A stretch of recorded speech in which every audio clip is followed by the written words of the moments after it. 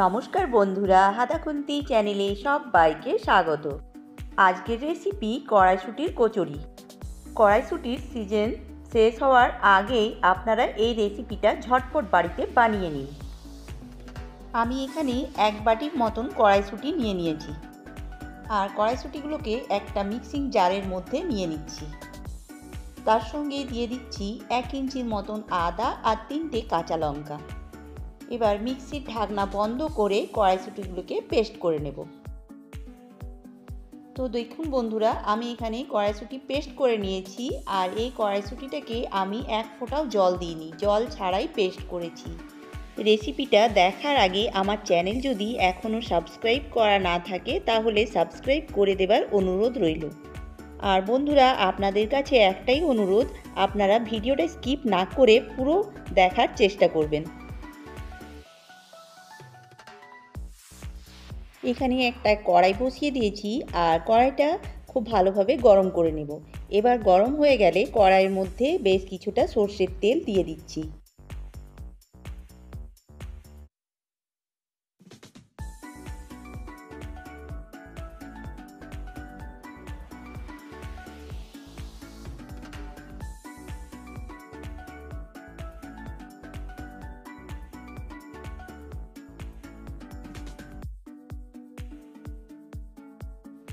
এবার তেল যখন গরম হয়ে যাবে তার মধ্যে দিয়ে দিচ্ছি কালো জিরে আর সামান্য পরিমাণে হিং।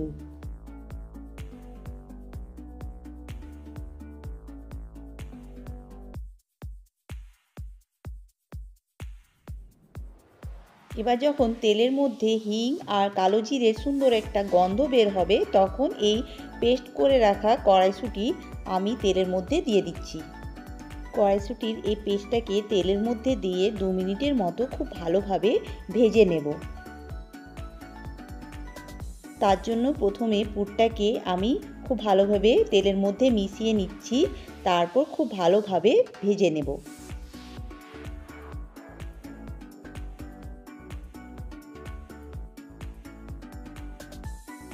এই পুরের মধ্যে এই পর্যায়ে লবণ দিয়ে দিতে হবে স্বাদ মতন।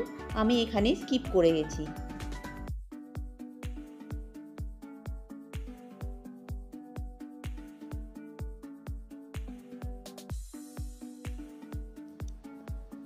কড়াইয়ের গা থেকে যখন কড়াইশুঁটিটা ছেড়ে ছেড়ে আসবে তখন কড়াইশুঁটিটাকে নামিয়ে নিতে হবে। দেখুন বন্ধুরা, কড়াইশুঁটির পুর কিন্তু রেডি হয়ে গেছে।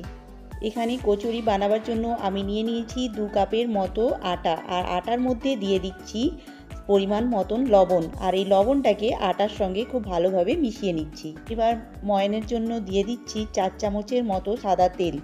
সাদা তেল দেওয়ার পর আটার সঙ্গে খুব ভালোভাবে তেলটাকে মিশিয়ে নিচ্ছি। মিক্স করে নেওয়ার পর এবার অল্প অল্প জল দিয়ে আমি আটাটাকে মেখে নিচ্ছি। ঠিক যেমন লুচির আটা আপনারা মাখবেন সেরকম মাখতে হবে। এবার ওই আটার ডো থেকে আমি ছোট ছোট লেচি কেটে রেখে দিচ্ছি। সব কটা লেচি আমি একবারে কেটে নিচ্ছি, তাহলে পুর ভরতে খুব সুবিধে হবে। এবার দেখুন, একটা লেচি নিয়ে আমি এইভাবে গোল করে বাটির মতন করে নিচ্ছি, আর এই বাটির আকারে শেপ দিয়ে এবার সামান্য পুর নিয়ে এই বাটির মধ্যে আমি ভরে দিচ্ছি। বাটির মধ্যে ভরে দেওয়ার পর খুব ভালোভাবে মুখটাকে চেপে চেপে বন্ধ করে দিচ্ছি। ঠিক একই পদ্ধতিতে আমি সবকটা লেচির মধ্যে আমি পুর ভরে নিচ্ছি।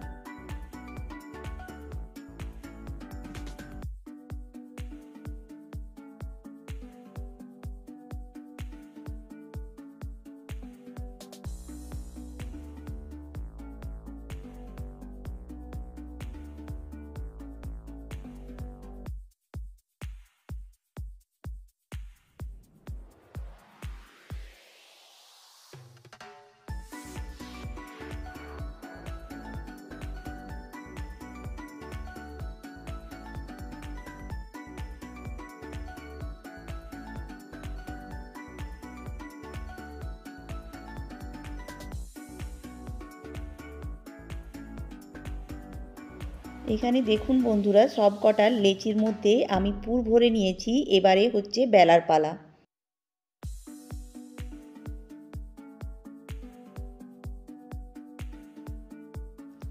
এবার সামান্য ময়দা দিয়ে আপনারা সবকটা লেচি বেলে নেবেন। ঠিক যেমন লুচি বেলা হয় সেই রকম আকারে আমি বেলে নিচ্ছি। খুব একটা বড় করছি না, আপনারা নিজেদের শেপ মতন বেলে নিতে পারেন।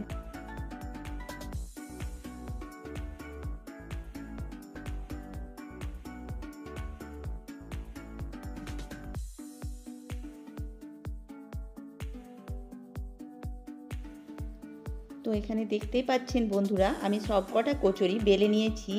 আর এইদিকে একটা কড়াইয়ের মধ্যে বেশ কিছুটা সাদা তেল গরম করে নিয়েছি, আর ওই সাদা তেলের মধ্যে এক এক করে কচুরিগুলো দিয়ে দিচ্ছি।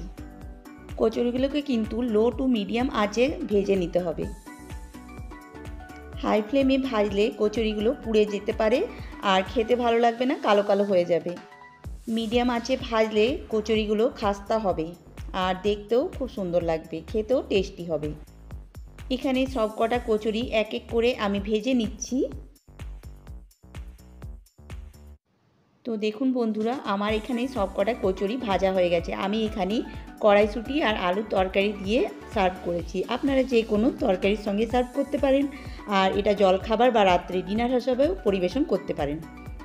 তো বন্ধুরা, ধৈর্য ধরে আমার সঙ্গে এতক্ষণ থাকার জন্য আপনাদের অনেক অনেক ধন্যবাদ। আমার আজকের এই রেসিপিটা যদি আপনাদের ভালো লেগে থাকে তাহলে লাইক ও কমেন্ট করে জানাবেন কেমন হয়েছে। তাহলে বন্ধুরা, ফিরে আসবো আবার একটা নতুন রেসিপি নিয়ে। ততক্ষণের জন্য সবাইকে টাটা, বাই বাই।